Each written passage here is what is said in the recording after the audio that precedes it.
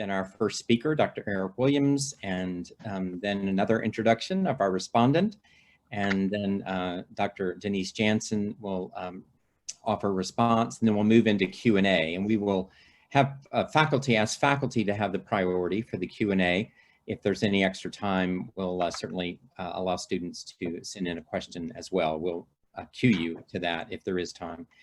We will have, after that, new faculty introductions from our 4 of our deans, and then we'll move into faculty interest groups. And you've been pre-assigned to groups, and we hope that you have fruitful conversations. Your group facilitators know how to proceed. Just shared protocol for this Zoom meeting. Please silence yourself, mute your speaker unless you are entering a question. You may use the chat box to submit your questions later on, but in your small groups you will need to unmute and have conversations together. I think we are ready to begin. I just want to invite us to have a word of prayer, if I may. Holy God, we ask your blessing this night. Grant us wisdom, grant us discernment, grant us courage to action. Bless all those who are with us and all who cannot be with us. We ask this in Christ's name. Amen. Amen. I'd like to invite Dr. Michael Koppel of Wesley Theological Seminary, who is the chair of our Council of Deans who are sponsoring this gathering, to give you his welcome. Well, on behalf of the whole Council of Deans, I welcome you to this virtual Faculties Convocation. First time ever to do this, and we're delighted you're here. So the program is a full one, and I'm delighted you're part of it. So welcome. Thank you, Michael. And now I would like to invite Dean Gregory Howard of Samuel DeWitt Proctor School of Theology at Virginia Union University to introduce our primary speaker. Good evening. I find it a great privilege to introduce a friend, a peer, a colleague, a great asset within the discourse of theological education to each of you all tonight. He is the Reverend Dr. Eric Lewis Williams. He is an ordained minister of the Church of God in Christ. Dr. Williams holds his undergraduate studies from the University of Illinois, his Master's of Arts in Theological Studies from McCormick, a Master of Divinity from Duke, and the Doctorate of Philosophy and Religious Studies from the University of Edinburgh in the United Kingdom. He has taught history, theology, and African American studies at several institutions, including Western Theological Seminary, Ashland, Iowa State, Shaw, Boston College, Harvard, and shares on the teaching team now at the Samuel DeWitt Proctor School of Theology at Virginia Union University. He currently serves as well as the curator of religion for the Smithsonian National Museum of African American History and Culture, of course, in Washington, D.C.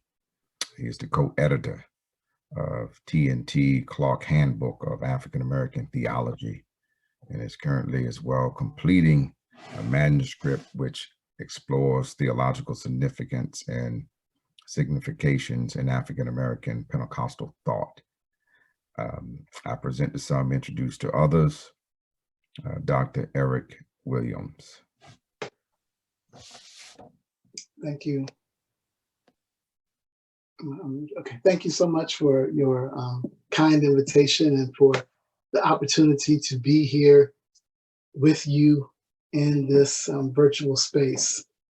I'm very honored to be here with you. I've been in the DC area now about going on 4 years, and I've had the privilege since being here of I've taught, of course, over at Wesley, and then I've taught at Virginia Union. And so it's, I'm among friends.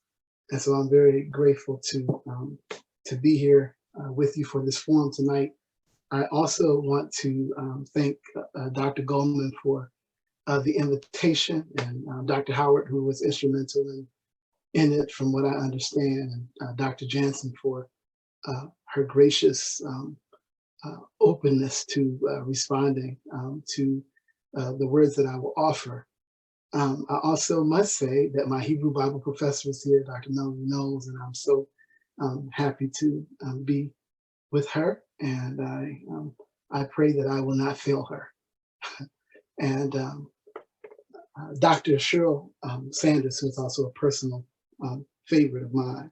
So let us begin. I want to talk tonight from the theme, to make visible and to see beautiful, anti-racist theological praxis and the transformation of the classroom.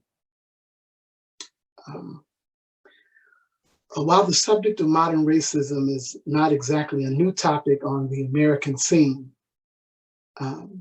within the past 15 years, the terms anti-racist and anti-racism have gained much traction within both popular and academic lexicons. The term, from what I understand, was first used in 1943, but it has a kind of currency now at the moment. One of the primary voices deepening, broadening, and expanding the notion is Boston University historian and cultural theorist Kendi Abrams, and two fairly recent books. One is How to Be an Anti-Racist, that was published in 2019, and most recently, and I love the title, Anti-Racist Baby, which was published in 2020. Abrams suggests that not being a racist is not good enough. Abrams argues that being an anti-racist requires both individual actions and systemic changes. Now, the approach I want to take today as I think about this matter of anti-racism and this notion of being anti-racist is I want to approach it through a side door, which is a literary side door. And I want to invoke a couple of texts that I think have much to offer us, windows for thinking about the work that we do in the classroom as we seek to try to engage in anti-racist theology and praxis. In 1952, Ralph Ellison writes his splendid novel, The Invisible Man, in which he explores many of the social, psychic, and intellectual issues encountered by African Americans in the early years of the 20th century. In this fascinating text, I find the text fascinating because he talks about a gaze that he is a prisoner of, but this gaze also renders him invisible. And so there's a sense in which Ellison is both hypervisible and invisible. And this whole notion of Black invisibility, or this notion of invisibility, because often students experience, especially sometimes in denominationally driven theological spaces, they experience invisibility. They are not always seen. And so this notion of invisibility is a state of just not being seen. In a letter penned on the stationery of Atlanta's Ebenezer Baptist Church, dated September 26, 1961, the congregation's young pastor will write to the one-time minister, author, and social critic James Arthur Baldwin. Being deeply impressed by both the rhetorical giftedness and his highly compelling perspectives on American race relations, Ebenezer's pastors would write, and I quote him, "Dear James, please excuse me for taking the prerogative to address you by your first name, but I feel just that close to you. I have just finished reading Nobody Knows My Name, and I simply want to thank you for it. So he reads Nobody Knows My Name, and he addresses James Baldwin by name. That is very important to him. He goes on to say this collection of essays and lectures will certainly go down as a classic on the meaning of the social revolution that is taking place in the United States in the area of race relations. It is written with a lucidity of style and a profundity of thought that inspires any serious reader. Your analysis of the problem is always creative and penetrating. Your honesty and courage is telling the truth to your honesty and courage in telling the truth to white Americans, even if it hurts, is most impressive. I have been tremendously helped by reading the book, and I know that it will serve to broaden my understanding on the whole meaning of our struggle. Concluding the letter with great homiletical flourish, the young pastor would go on to say, and I quote him, "You are not only a great Negro writer, you are a great writer. In the most creative way, you rose up from all of the crippling restrictions that a Negro born in Harlem faces and plunged against a cloud-filled night of oppression, new and blazing stars of inspiration. You make us all proud to be Negroes. With warm personal regards, Martin Luther King, Jr." When Martin King encounters Baldwin's text, "Nobody Knows My Name," that resonates very deeply with him because that notion of namelessness is also something that African Americans, when they enter into certain spaces, and other minorities enter into certain spaces, there is this sense of anonymity that no one really knows one's name. So there is the notion of invisibility, namelessness. And then the same King is also credited in 1965 when asked to comment on the uprising in Los Angeles, the Watts riots, as they were called. They wanted him to comment on that, and he had to say that a riot is the language of the unheard. Invisibility, namelessness, and inaudibility, which is something that minorities, racial and ethnic minorities, often encounter when they enter into these theological spaces.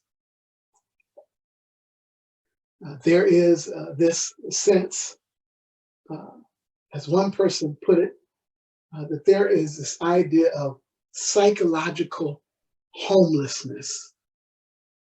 That when you enter into these spaces, you wrestle with issues of acceptance, issues of belonging, and the teacher, often the professor, your lecturer, they don't make it better. You're still rendered invisible. You're rendered nameless. You're rendered inaudible. The ways in which the things are ordered and structured, that you have to do your own kind of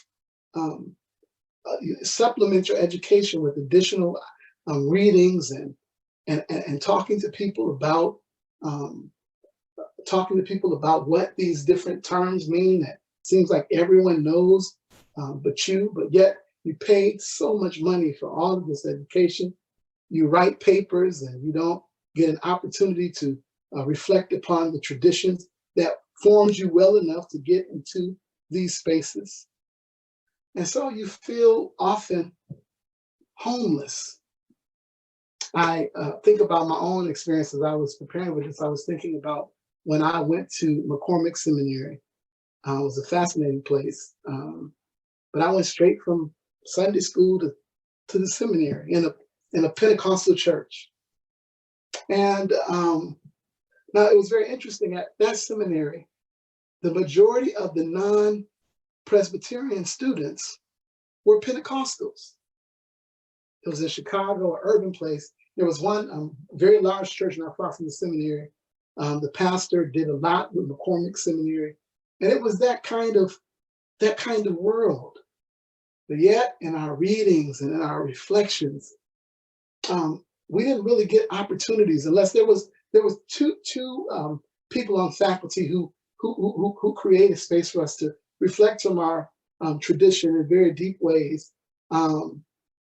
But that we would talk about what it was like to be in that place and in that space on the margins, and really trying to find the literature that would help us to reflect in the ways that would be meaningful to those who many of us were still serving. We were in seminary during the week, but we were serving in these churches on the weekend. And so we often felt nameless, invisible, and inaudible. As a museum worker these last 4 years of my life, one of the things that I have engaged in a lot is looking at religion and material culture, the sacredness of things, and what things teach us about culture. By looking at things, you can learn a lot about the environments from which these things come, the cultural context. And I began to think about the seminary through the lens of kind of material culture. And I thought that maybe, and I know it's so challenging in this kind of space to have dialogue, but at least to lift up some ways in which we might think about ways in which we could actually begin to recognize the gifts of those, and the talents of those, and the experiences of those that come to study in our institutions. And the first thing I thought about was, when I thought about material culture, is what about when we actually enter into a classroom space or a seminary space? I was invited a couple years ago to Duke University. They were having a retirement of a professor there who had been there for, I think he must have been there almost 30 years, an African American. And there was a lot of excitement because one of the things that they were going to do, a portrait had been commissioned, and they were going to hang that in the halls of the Divinity School. In all of the years of the school existence, there had not been one single picture of a person of color in those halls. And people pay thousands and thousands of dollars. They go into debt to go into this place that is not hospitable in a kind of material way. And so I think that education is one of those things that's like a total experience. And so when you come into a place, you want to be welcome there. You're spending your money, you're coming to be trained. And so you want to be welcome there. And I thought about what would it mean if we begin to think about the material culture in our halls of learning at our institutions. And what would it be like if to bring young students from straight out of undergrad to a place where they could see images that actually that weren't foreign to them, that would actually help them to feel a sense of home. I also thought about, which is a major thing, the roster. Now, I don't know if they still do it, but when I was teaching in the seminary, I would get, at the end of enrollment, a name of each student and the denominational tradition from which they came, other demographic information, which served as a window for me into how I constructed my syllabi, what traditions were represented, what ethnicities were represented.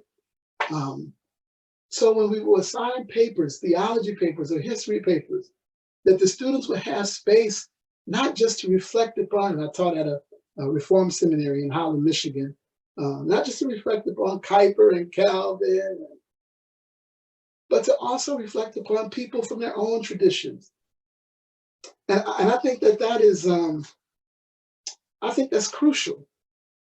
That, and it requires work, it requires more work of the theological educator. Because if you use that as a text, and you engage it as a text and understand it as a text, the data will help you actually do your work.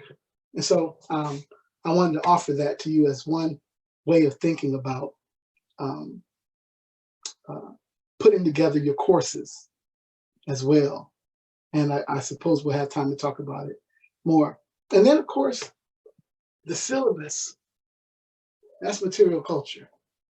That the syllabus is also an artifact.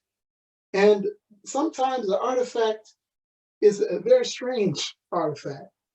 Sometimes you don't see anything that you recognize. And I think that as we, and I was even reading today some of the ATS material about the projections around 2040 and how the racial and ethnic minorities are actually becoming the majority. You probably know about this more than I do. And so I think that that's even all the more reason for us to begin to think about diversity and begin to normativize diversity as we teach. Of course, the course readings. The course readings are so crucial. Often when we assign texts, we have this kind of prefabricated notion of what we're just going to read this, that, this, and that. But what about if we use some of the resources that were available, like Hispanic Theological Initiative, the Fund for Theological Education? The AAR has a tremendous resource where they compile course syllabi, so people who teach can begin to think about other texts that they might not be familiar with.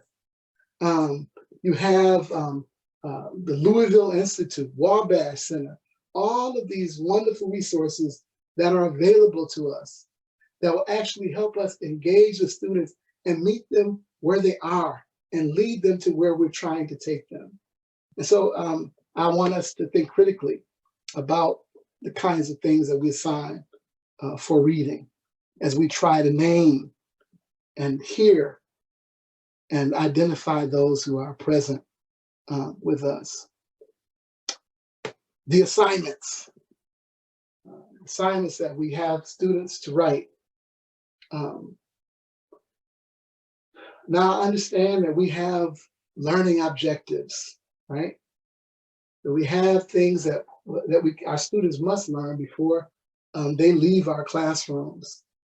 But this is an opportunity, I think, for us to think about allowing students to put, if there are certain theologians that we're wrestling with, or historians or scholars from different traditions, to put them in conversation with people from their own tradition, people from their own racial or cosmological understanding, so that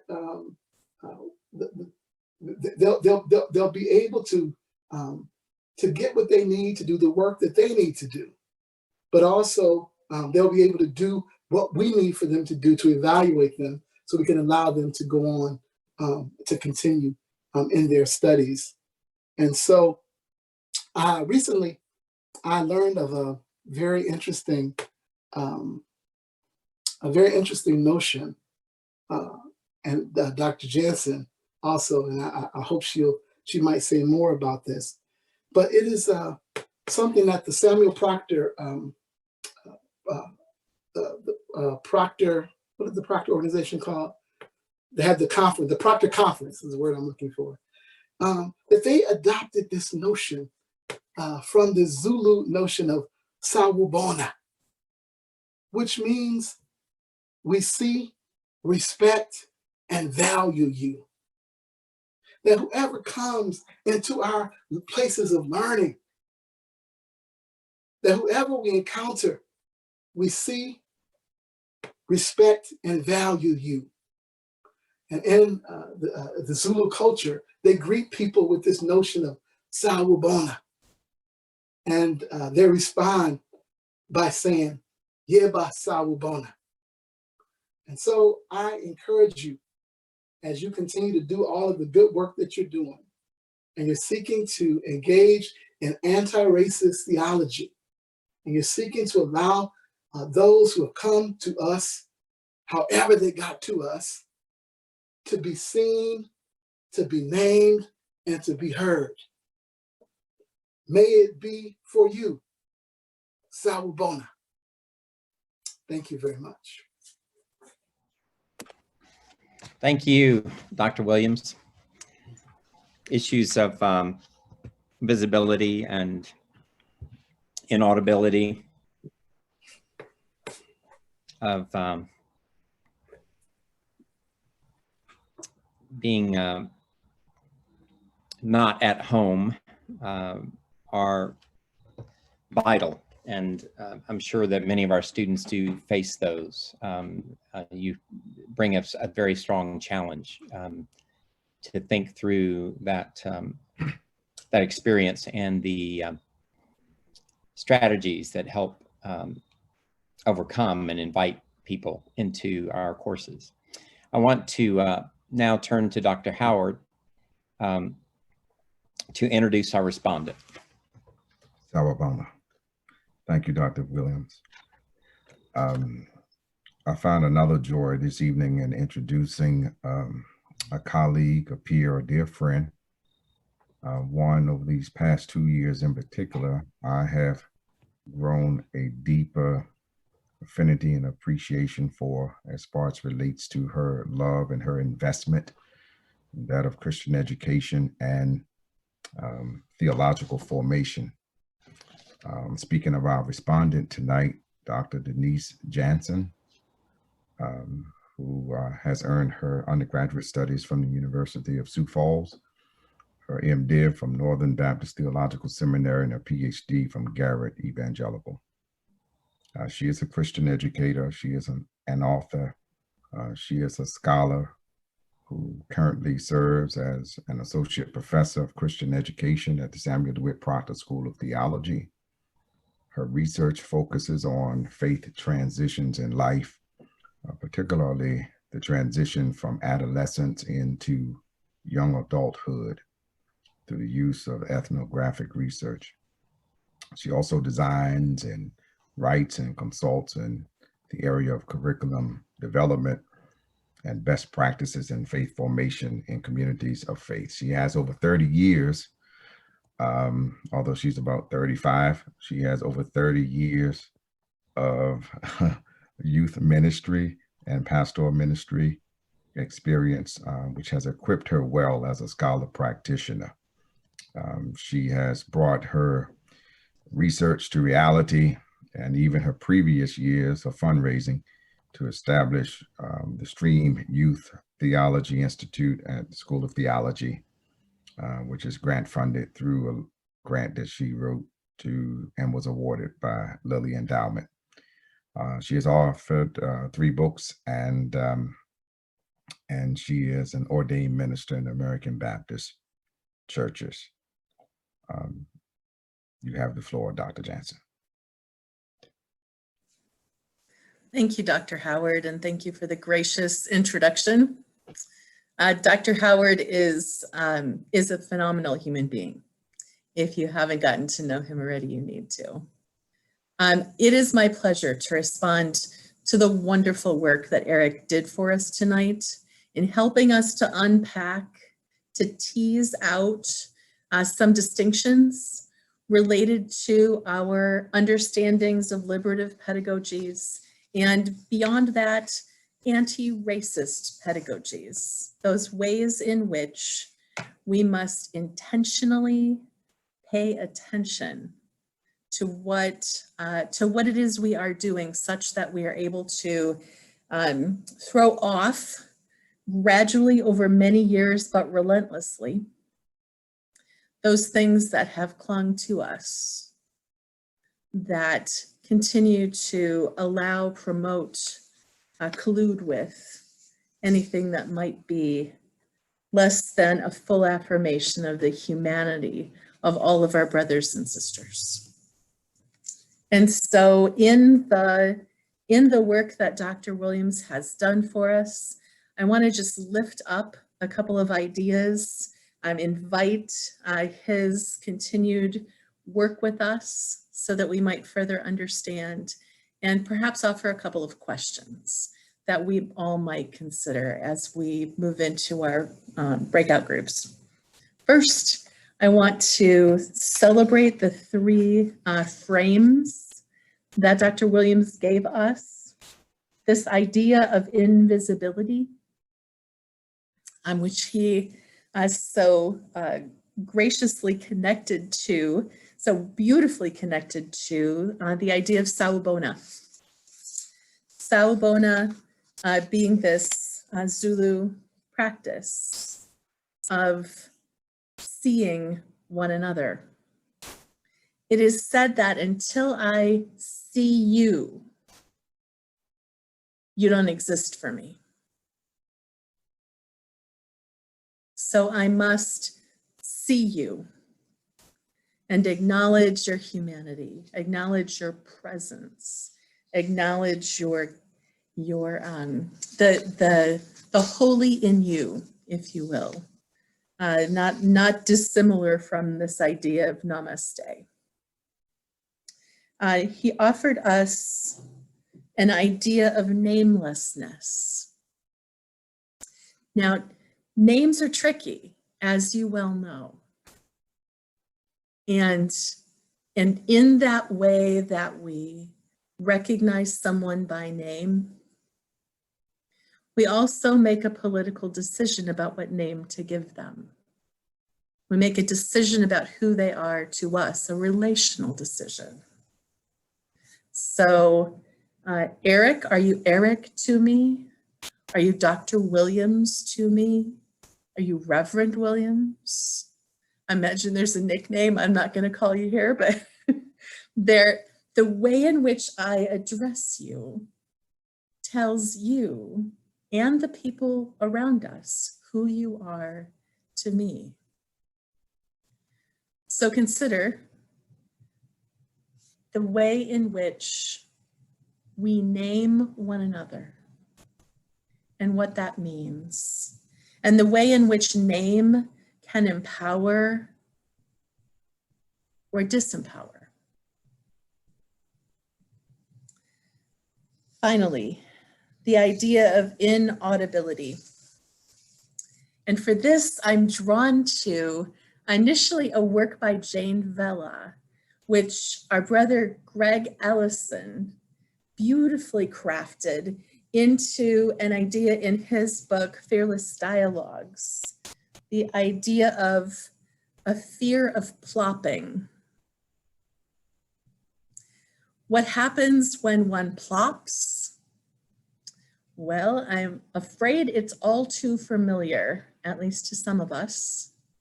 We enter a classroom, eager, full of ideas, and we offer ourselves in response to a question, an idea, an aspect of dialogue. And too frequently, Dr. Ellison tells us, people of color in our classrooms experience plopping. I can tell you the same thing is true for women in a predominantly male classroom. We offer ourselves and the room goes dead. And after a few moments of awkward silence, someone picks up the conversation and moves on, as if our comments were not even heard.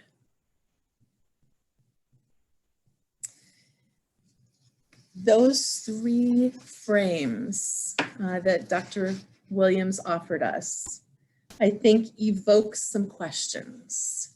And I want to go to an idea that he actually didn't mention tonight, but has mentioned to me before, and that is this idea of theological deformation. I want to just celebrate that idea.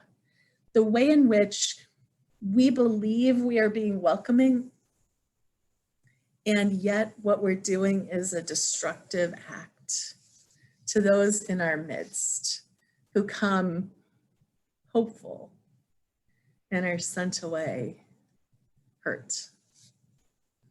In those ideas, I think there's room for us to tease out some of our questions. And one question I want to offer to you, Dr. Williams, is this. I don't expect you to do this work for us, but I wonder if you'd offer an idea or a thought about how assignments might look, or what might be required for the professor before engaging in education that is anti-racist. In other words, if what I'm trying to do in my classroom is not just to resist, but to be proactive, then how might that look different? What have you experienced? What have you seen? I want to just thank you once more for your good offering to us and invite us to learn. Thank you, sir. Oh, okay. Can you hear me now? Okay. Thank you so much for your very kind response and for your very thought-provoking question. I think that one of the things that is really important to do when we enter into the space as we seek to create a space that is anti-racist is I think there's some kind of group deconstruction that needs to happen. That we need to talk about the seminary as or the classroom as a place of power and a whole history around who's at the center and how the politics of knowledge and the order of things. And I think that we need to do some deconstruction so we can kind of reconstruct a new kind of space for students to engage. And I think that the readings actually help us like nothing else to offer some readings that are seeking to do just that, to create a new kind of reality for the students in the classroom. I love that the readings are not just optional. I hear you saying require readings. So we're all experiencing. Mm-hmm. Yeah, thank you. We've had a couple of questions come in. This is Larry again. And Yvonne, do you want to share what the first question that you want to put before our speakers? I've already answered one of the questions, and it was, what is the word you're saying, meaning I see you? And I've answered it. It is Sawubona. It's Sawubona. It is in your chat box. It's a Zulu word for I see you. Dr. Williams, is that correct? Did I get that right? Sawubona, yes. Yeah, Sawubona. Okay. All right. And Yvonne, just on that note, if any of the participants would like a link that Denise Jansen has shared with us in our planning with some references to Sawubona and how it is being used educationally, just send a chat to me and I'll send you that link. Okay. Professor, the question is, what is the difference between challenging unexamined beliefs in the classroom and being destructive? I think if you challenge, I think it probably is it probably would be in the approach. If one is wants someone to merely reflect, to simply reflect upon an unexamined belief, I think that's a kind of an approach. But when one wants to be iconoclastic, and you feel, students feel that when something is coming from a place that's not charitable, students feel that, and many times students shy away from reflecting on those things that matter to them and to their communities, because they don't want to be graded for a differing theological opinion. They want to be graded for the quality of their work, and students talk about that. I don't see it like that, and so I'd rather not write the paper on that. I just give him. He wants John Calvin. I give him John Calvin, and I think that's unfortunate, because again, there's an opportunity for kind of deep education, deep formation that is a missed opportunity, because the perceived kind of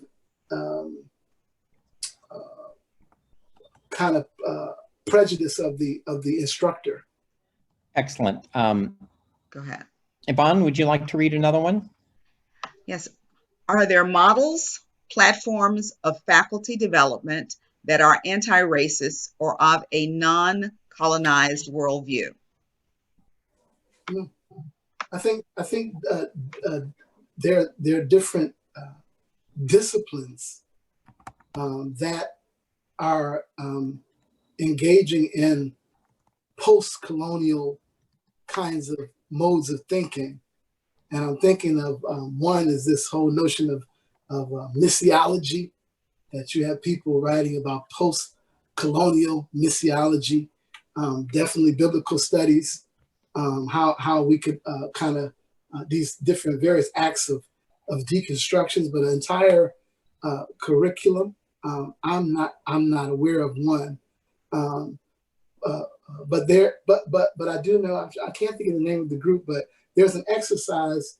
I think this thing has lasted for maybe a few years, a journey that New Brunswick Theological Seminary went on in anti-racism training.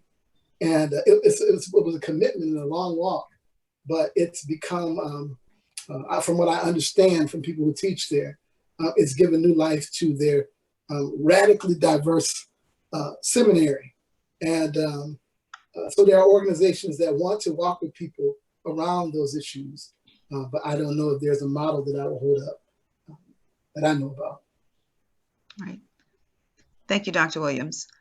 Another question, and this is to whomever would be able to answer, you or Dr. Jensen. How can we make spaces and institutions hospitable when their history is exclusive and or violent? How can we make spaces and institutions hospitable when their history is exclusive and or violent? Kind of unmask the history. And we need to talk about this violent history. And then we need to kind of create a new kind of culture. And creating cultures take financial commitments, take diversity hires, and it just kind of engage in the kind of collective deconstruction and recreation of the new community. Okay. Dr. Jensen, do you want to add that? Yeah, I offered in the chat the best way, like you can wait for your institution to do it or do it in your classroom.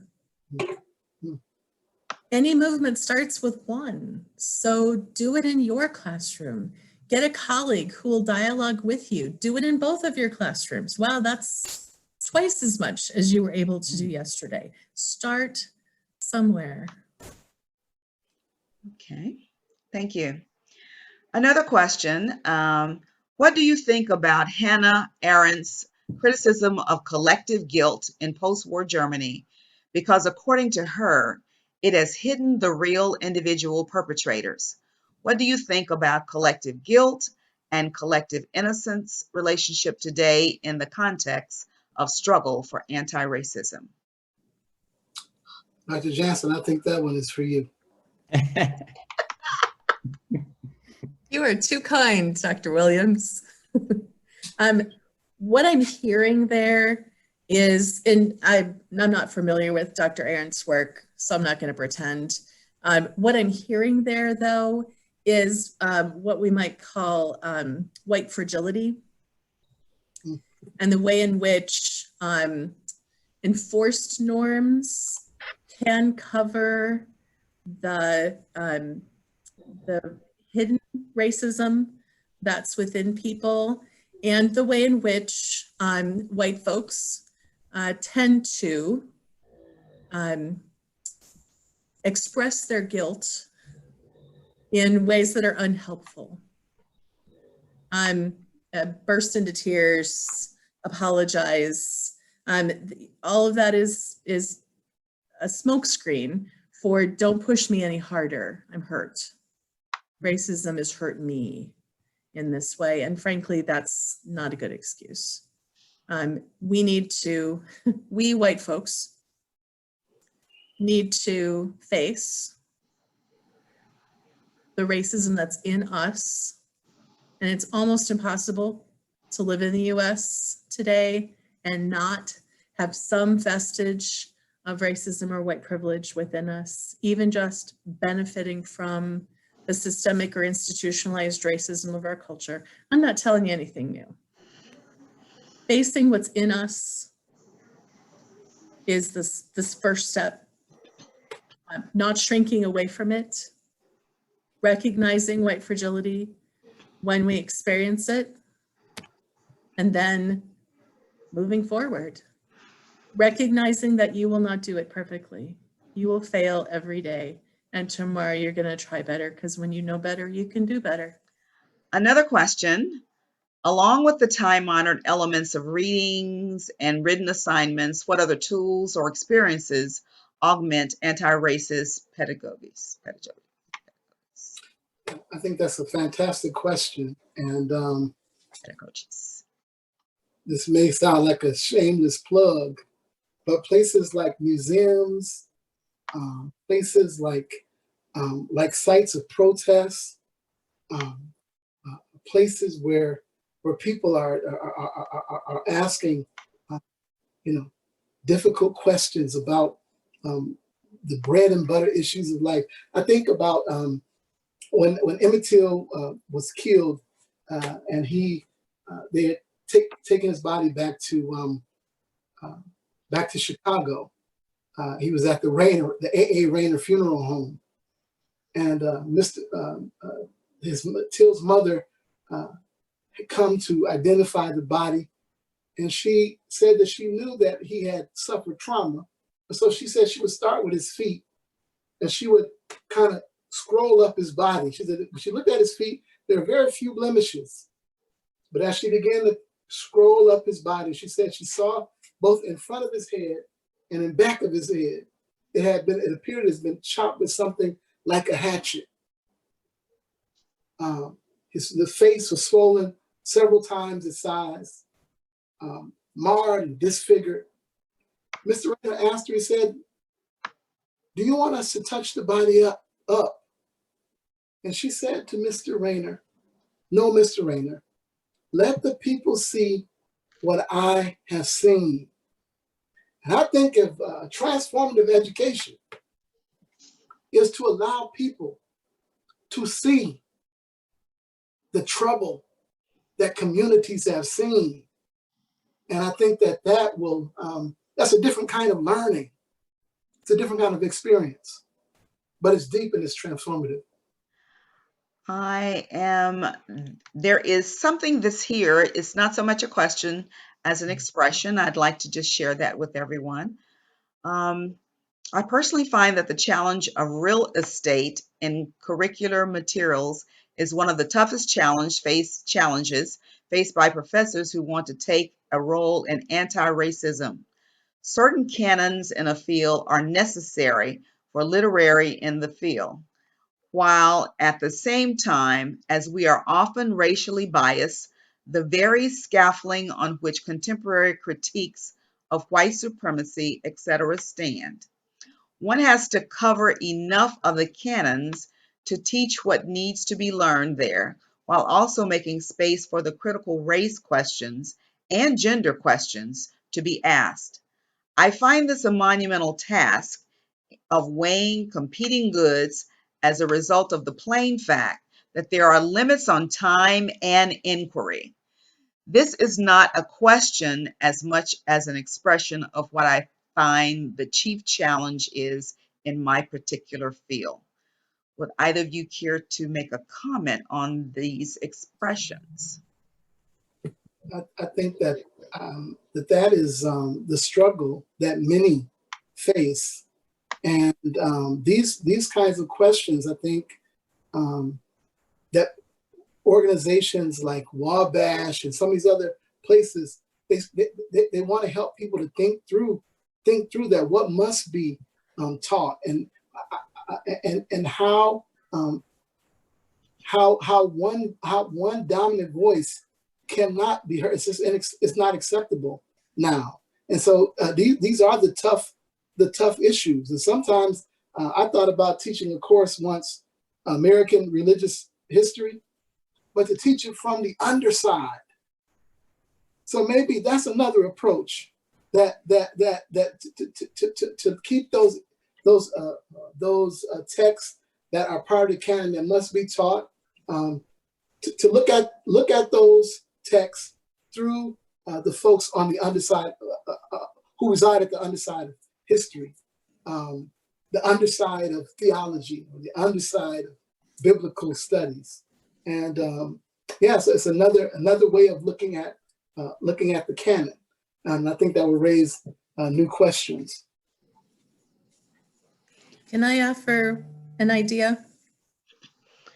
The mere premise that there's an untouchable canon of old white men that must be known assumes that hundreds of years of other cultures are ancillary. I think we need to start right there with questioning that assumption, that there are some untouchables, and ask why we think that. Thank you. So students, if you have any questions, this would be a good time for you to enter your questions in. And while we wait for that, I'm going to go back to Dr. Goldman to talk about introductions of faculty members, if that's possible. Well, I'm going to use my prerogative and ask a question, if I may. Right. We have a little bit of time. I did put it in the chat, but I think it just didn't come up properly. I was touched by your, actually challenged by your story, Dr. Williams, of being in a Presbyterian school. That's my background. And the work that I have been trying to do internally in terms of the tradition, we are a confessional tradition, and I do believe in reexamining and reframing. I'm not quite ready to toss those canons out, but I do believe in reexamining and reframing. And I'm sensitive to aspects of doctrine within my own tradition that do not appear, at least to others, to speak of equity. And equity, Dr. Kendi and others have said that that's at the heart of anti-racism. This is a struggle for genuine equity at all levels. And for example, the notorious doctrine of Calvin about election, if spun in its typical way, it has plenty of equity in sin, but not a whole lot in salvation. And so I'm just curious if either of you has a sense of criteria. What's a good criteria for re-examining doctrine and trying to rework it in a way that does speak to equity? I wish this were the type of platform where I would be curious to know what some of the people, the professors who are in this group, what they think about that, and how they wrestle with that in their own teaching. We can't let people speak on that, can we? Well, we have about 5 minutes. If I anyone, think that'd be worth if it. anybody would like to respond to that question about reframing doctrine towards greater equity, how have people struggled with that issue?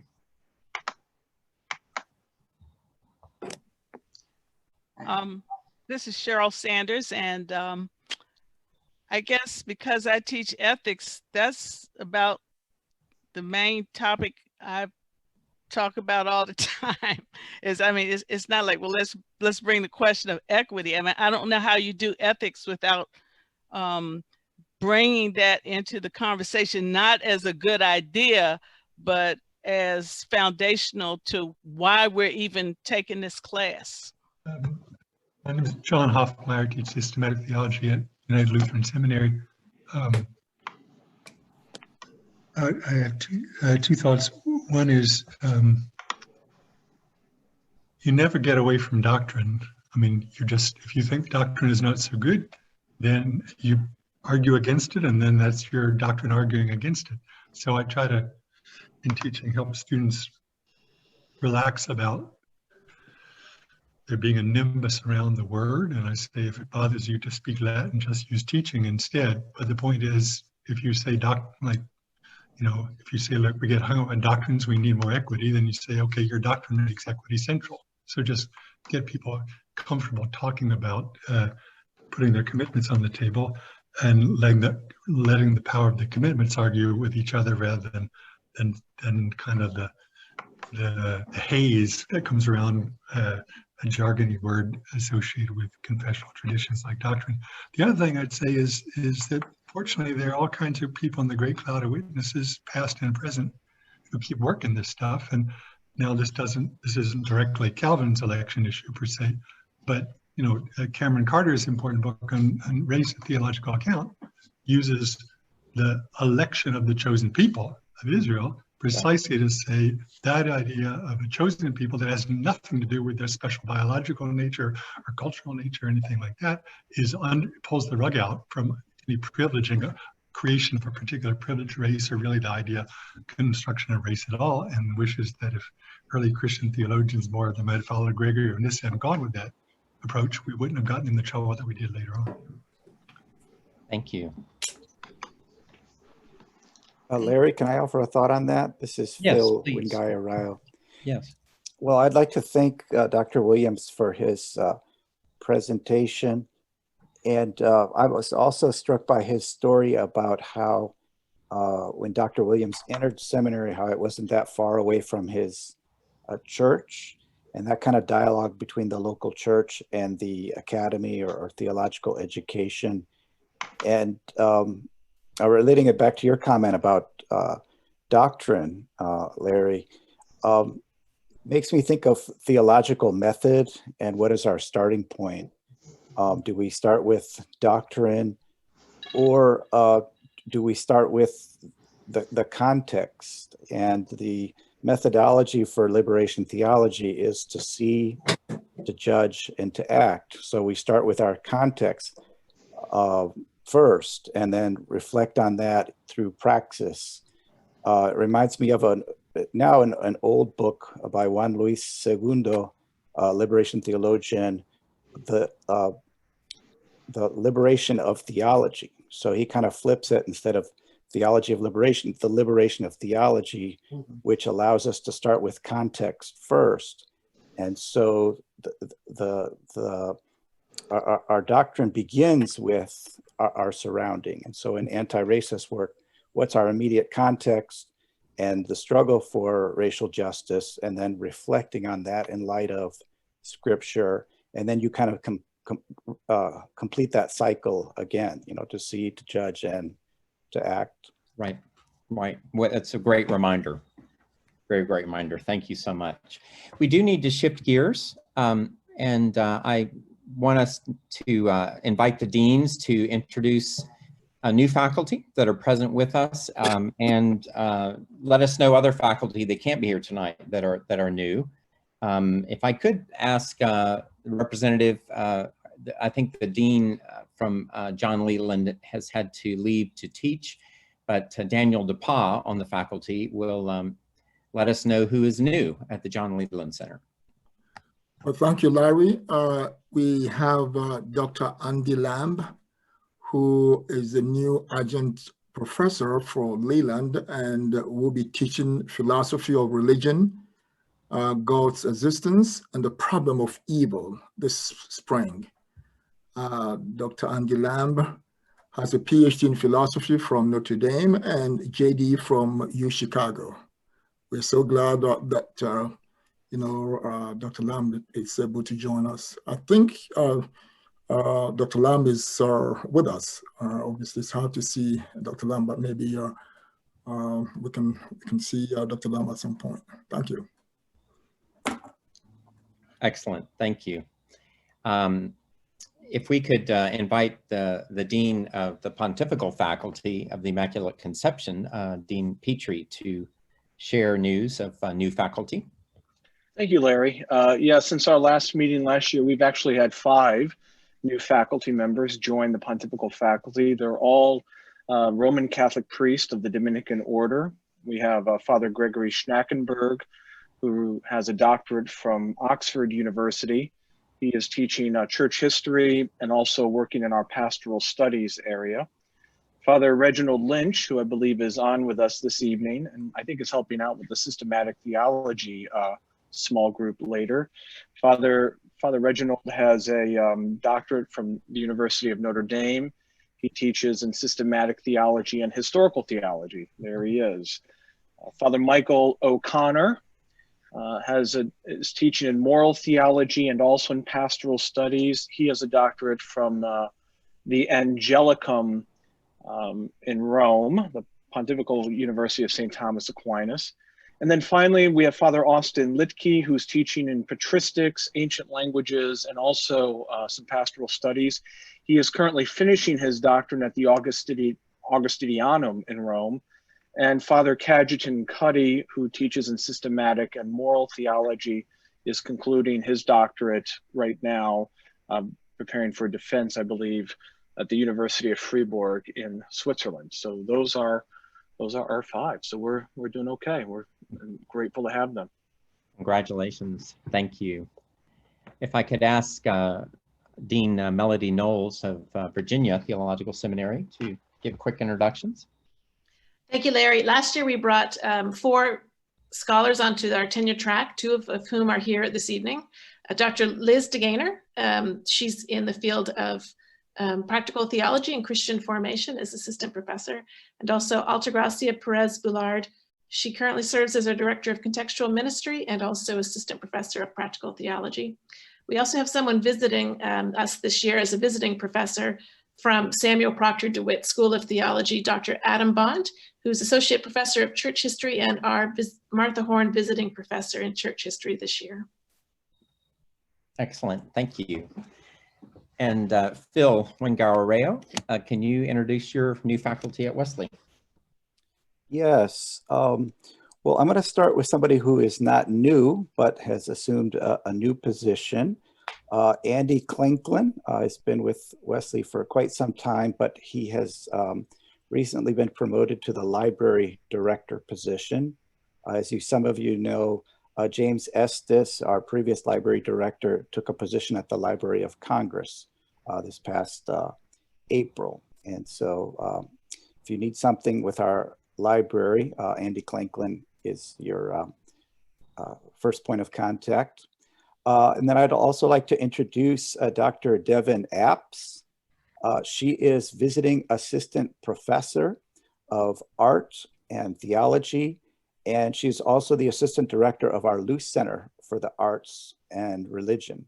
And she received her PhD from King's College in London, England. Also is Dr. Tim Snyder, visiting assistant professor of practical theology. And Tim got his PhD from BU in practical theology and congregational studies. And he is heading up our religious workforce grant, a grant that we received through the Lilly Foundation. Our most recent addition to the faculty is Dr. Laura Holmes, and she receives the award for moving the furthest away. She comes to us from Seattle Pacific University in Seattle, Washington, and she moved in the middle of a pandemic across. But she is professor of New Testament, and she has been in academia quite some time and received her PhD from Princeton Theological Seminary. So welcome to all three of you, and Andy is not new, but congratulations on your promotion. So that's new faces at Wesley. Well, thank you very much. I'm not aware of new folks. Let's see, Kieran, any new folks at ULS? Well, we have to welcome our new president, the Reverend Dr. R. Guy Irwin, who has been with us from August. And we are delighted that after 3 interesting years, we now have a permanent president. Welcome, welcome, President Thank Irwin. you. It's good to be with you. I believe that is all the new faculty that I'm aware of. Any of the deans have anything else to add? I would add at RTS, we just hired or just brought on in June, Nathaniel Gray Sutanto. He's currently in Indonesia, and because of the travel block right now, he's not able to come, and also was not able to join us tonight. But we're thrilled to have him as a professor of systematic theology. He did his PhD at Edinburgh on Herman Bavinck and epistemology under James Eglinton there. So we're thrilled to have Gray join us. Excellent. Thank you, President Redd. Well, we are at a time we want to welcome all of you new faculty to the School of your teaching, but also to the Washington Theological Consortium. We hope that you will find colleagues to share and energize you in your fields of study. We want to shift now to our faculty breakout groups. We do have facilitators for each of our groups tonight, and the main task is to get introduced or reintroduced, to choose a convener for the year, and then to brainstorm possible faculty continuing education event for your group that can range from sharing papers together for feedback, or bringing someone in, or visiting a site of learning. We have a little bit of money for these groups, between $200 and $300 per group. So if we can support that effort at the consortium, we will. Yvonne, I'm going to turn it over to you to move us into our groups.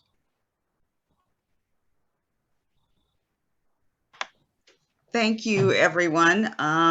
As you can see, I'm trying to get us unstuck off of the showing everyone. So I will start my video so you can see me, hopefully.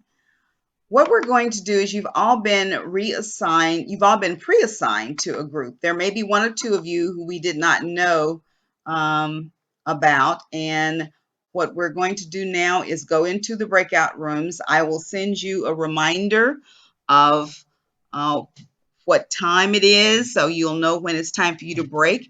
You have facilitators that have been pre-assigned, and if there is not one that has been, you can certainly decide on your own who that person could be. And we'd ask that you do that, spend a little bit of time, and around about 8:35, you'll hear from me, and you'll have about 5 more minutes at that point to actually come back into the larger room, and we will close out at that point.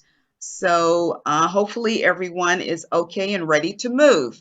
So if there's anyone that has any questions, could you unmute yourself and ask those questions at this time before we go into breakout?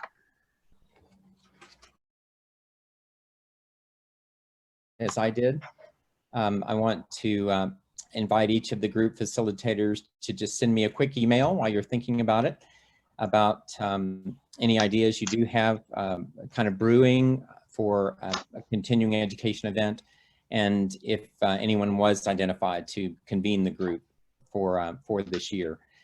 For newcomers, our faculty groups are one of the just added benefits of this 50-year-old organization, where people get to know colleagues outside of a guild setting, which sometimes has different dynamics of collegiality than the guild, and we invite you to take advantage of colleagues in your area.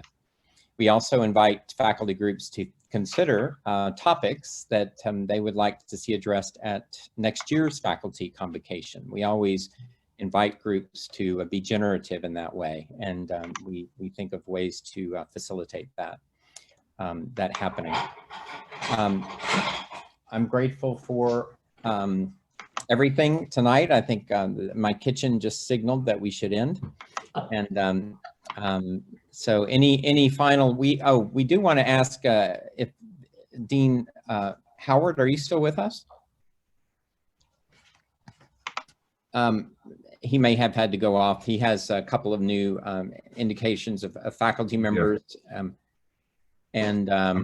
He's here. He's here. Oh, good. Dean Howard, if you can just share quickly your new faculty members that you emailed me, and I apologize again. Oh, no, they were individuals who made tenure. Dr. Young Kim from New Testament. Excellent. Dr. Robert Wafanaka from Old Testament and Hebrew Studies, and Dr. Patricia Gould Champ of Practical Theology. We're in the midst of a faculty search now, 2 full-time faculty members. So. Excellent.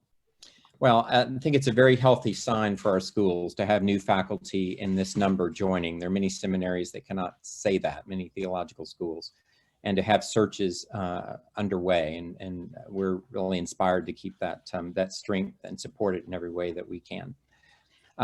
Students, I invite you to share with me any thoughts that you have. I'm sorry that more of our students who signed up, we had about 20, signed up, couldn't. We got several emails about difficulties, but if there are any way to keep momentum moving forward for you as students, please let us know. Thank you again, everyone. I wish you a good evening. And there's one announcement, I think, from Phil. Do you have an announcement from Wesley? Yes, this Wednesday evening is the vice presidential debate, and our Center for Public Theology is hosting a watch party. It's going to be chaired by Dr. Rick Elgendry, our director of the Center for Public Theology, and we have 4 panelists that are going to be analyzing the debate. And so I'll put the link in the chat. It's free, but we do ask that you register, and you're also welcome to invite students if they would like to participate. Thank you, Phil. And I'll be happy if you could email that to me as well. That would be great. I can send it out more widely. Thank you again, everyone. Blessings on your work. We're so deeply grateful for everything you do.